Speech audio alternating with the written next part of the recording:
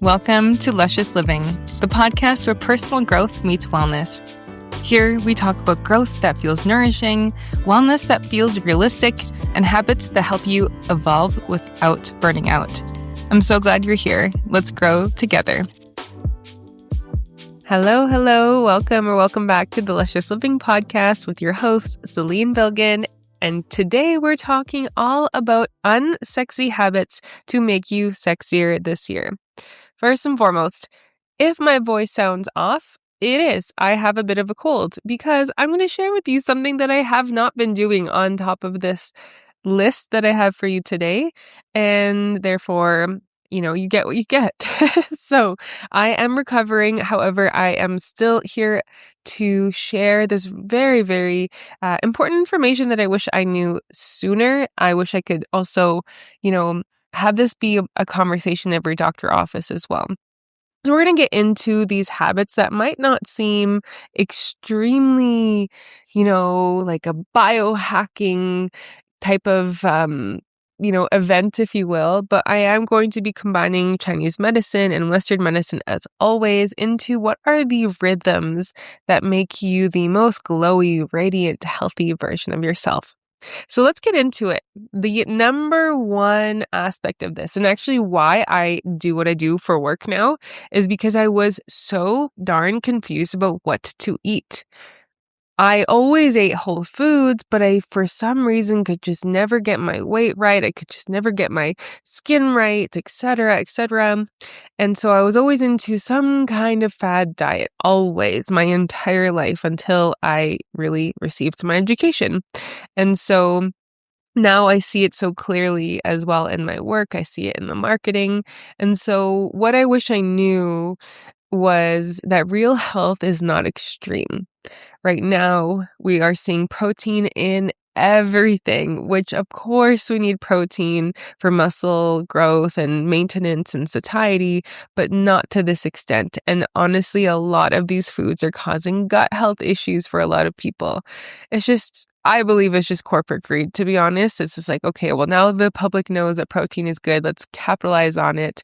And of course, again, I want to emphasize that we want to have protein, and a lot of us were under eating protein, but now we are it's just one of the things where it's like, a few years ago it was no salt, and a few years ago it was macros, and a few years ago it was carnivore, and then a few years ago it was vegan. So this is just one of those things where when done in an extreme way, then that is when it does not benefit us because it does cause gastric upset typically. And so we're looking for protein for muscle maintenance and satiety, carbohydrates for thyroid function, hormones and energy, fats for brain and hormone production, fiber for gut health and detoxification. And so notice that is essentially whole foods, balanced macros at regular intervals. That's so big because I was someone that always ate at random times because I am busy and you're busy too. And so, however, the regularity of eating meals is absolutely critical because the body gets used to a certain time that you eat and therefore will secrete bile at that exact time. And so if we are eating at irregular times, then the body essentially is off balance. And so what we're looking at is, really omitting those protein everythings, protein in coffee. Though I will say there is a really good protein coffee, that Burst brand. And I've had that a few times and I quite like it. And I do like protein in my dessert, or you know what I mean? But it's just, you go to a lot of those popular businesses and they all have protein something. And I want you to notice how you feel after. Okay, it may be fine for the first little bit. However, you might notice over time you start to get bloated. And so we're going to swap out those sexy fad diets and the fad supplements to unsexy structured meals, adequate intake, and consistency. Okay, now number 2. This is going to require some thinking, some planning ahead of time, which I think is the hardest part for a lot of people, is just to think about what to eat, when to eat it, etc. Now, I always like to say, nutrition depends on you, your goals. So where in the world do you live? Is it winter? Is it summer? Is it dry? Is it humid? So choosing foods based on balancing those aspects. So let's say I'm in Canada, it is cold, so I am not drinking smoothies in the wintertime. I would save that for the summer, for example. In place, I would have lots of bone broth. I would have lamb and beef and fish and root vegetables, for example, warming and spicy herbs. But again, the other aspect of this is your constitution. Are you already someone who is hot and dry? Or are you someone that is cold and has loose bowels more frequently? So those all aspects make a huge difference on what you should eat and how you should plan your meals. I like to plan out on Sunday, and I will always just make it super simple. I am not the type of person who meal preps every single meal. I will just have a big batch of soup or stew or some kind of protein and vegetable and just use that. And I will do this twice a week. All right. Next part of this is favoring movement over exercise. Now, exercise was something that I did not do growing up. I was not into sports. I was into books. And I just did not grow up in a family that really prioritized exercise or movement. And so it wasn't until my early 20s that I started to exercise. But I always just thought it had to be something like running and CrossFit and some of these more higher intensity workouts, but it wasn't until I found something that I enjoyed that felt like movement. I'm moving my body because I like moving my body. I like how this feels versus something that felt like I was something that I was supposed to do. And I do find this in conversation with people I work with where, even the half an hour of exercise can be daunting. Maybe you have pain and you can't work out for half an hour. And maybe you just had kids and working out is just, not in the question. So we're looking at movement. That might look like a 10-minute walk outside. It might look like you walk around your building after you have lunch. It might look like you do chair yoga in the morning or right before you go to bed. And so it does not have to look like what movement looks like on social media or we see in those just really extreme, again, sexy commercials, sexy ads, sexy social media posts of people who lost 30 pounds in a month. We're looking at longevity.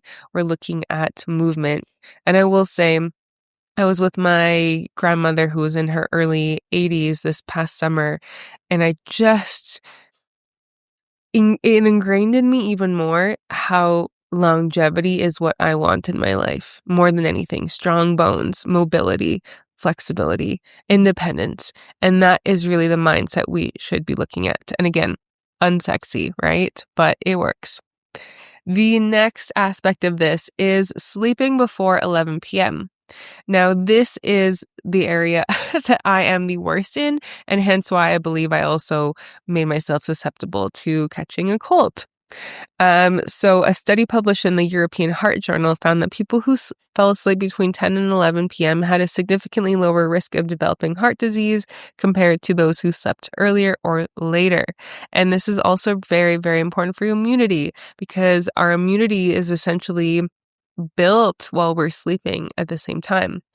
And Chinese medicine has been saying this for thousands of years, that staying up past 11 p.m. depletes something called liver, blood, and yin. So essentially your iron levels and your body fluid. It's not quite the same, but it's just the best way I can describe it. And so that can lead to long-term fatigue, poor judgment, irritability, menstrual issues, headaches, and more, as well as lowered immunity. And so I know, and I see this in my acupuncture clinic week after week, in my nutrition sessions, that that nighttime is that only time you have to yourself. And I totally get it because that's also why sometimes I stay up a little bit later it is that alone time where during the day you're at work, you're at school, you're with the kids, you're maybe taking care of aging parents or whatever it is. And you only have a set amount of time for yourself before you do the same thing the next day. And so that is a conversation that we can have and I'd love to hear in the comment section, or you maybe send me a message on Instagram, is what is your best way of navigating that? because I find that the more I have this romanticized evening experience of a face mask, I have tea, I have a book or a game I'm playing, something that just helps me feel like I am maxing out my alone time in the best way possible. And especially if you are someone who craves alone time, just having a little bit more of that in the week or weekend as well. So that one is really, really big. Again, super unsexy, but a very sexy long-term strategy to feel your best. And yes, I am taking my own advice. Okay, next one is hydration. So again, one of the sexy things we see right now on social media is electrolytes, right? And so the thing is, not everyone needs electrolytes, especially if you're not sweating excessively. If you are, again, in Canada in the winter, you're probably not sweating as much. Maybe you're training intensely for hours, but it's certainly not in the sun outside. And if you're eating balanced meals, you probably don't need it. Now, taste-wise, does it taste amazing? Yes, it does. They have done a really great job with that. But I do want you to be very careful because then we can start to see some kidney challenges as well. And once you have damaged the kidneys, that is a little bit harder to get back on track with that, okay? And so then we also look at cold. So on social media, I'm always seeing these like cold matchas, these iced coffees, these iced waters. And don't get me wrong, I love an iced coffee or matcha as well. But if you can avoid to have this during your period, and especially a week before, you will have less cramps, you will feel better. Especially if you have chronic loose bowels, you're always bloated. This is also really, really important. So I do want you to consider having room temperature or slightly warm water as well. Okay. So if you do want to have some of those electrolytes, maybe have it on a day that you're training, on a day where it's hot out, not necessarily where you're inside. Maybe you're at school, at work as well. And I would just really focus on plain water as well. Okay. And so the other aspect of this, or the other habit, is to focus on herbs and teas to also feel your best. So I don't find that herbs like cilantro, parsley, dill, and mint, etc., get enough of the focus that they deserve.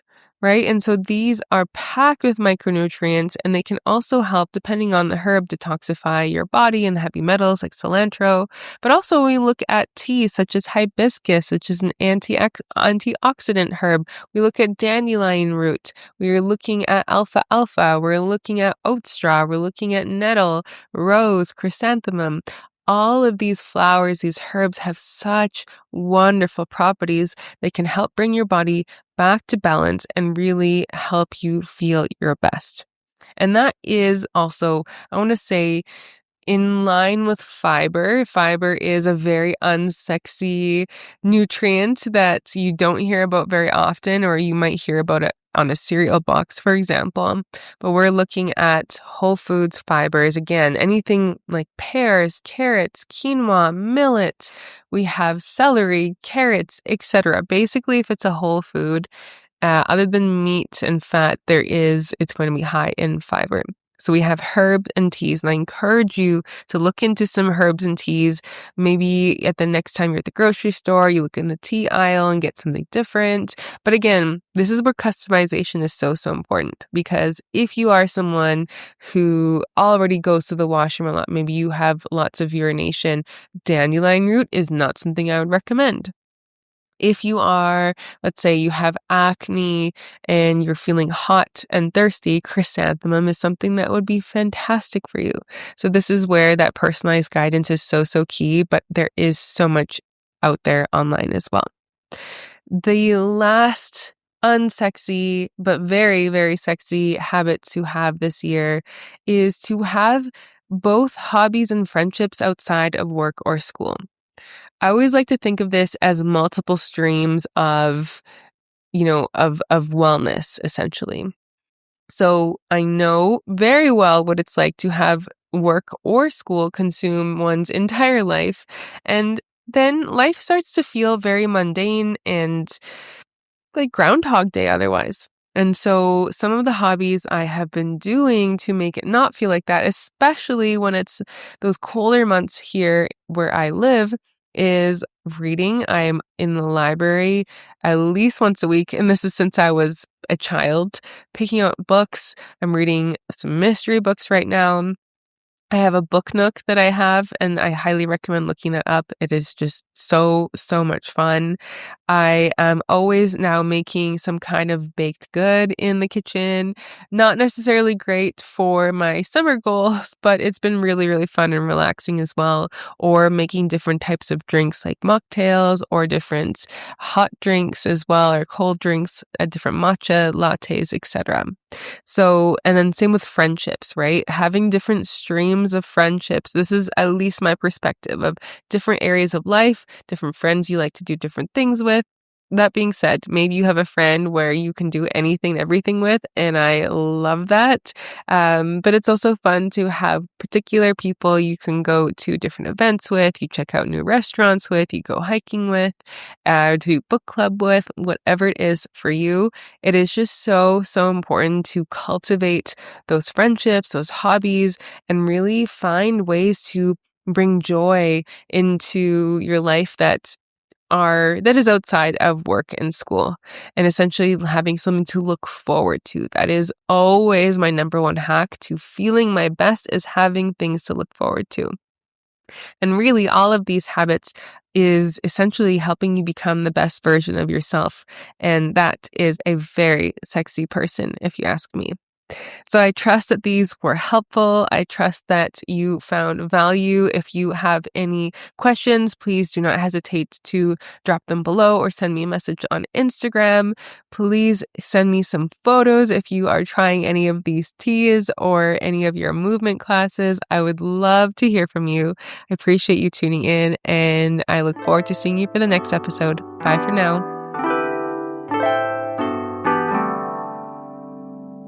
If this conversation added value to your world, I'd love to receive a 5-star review from you.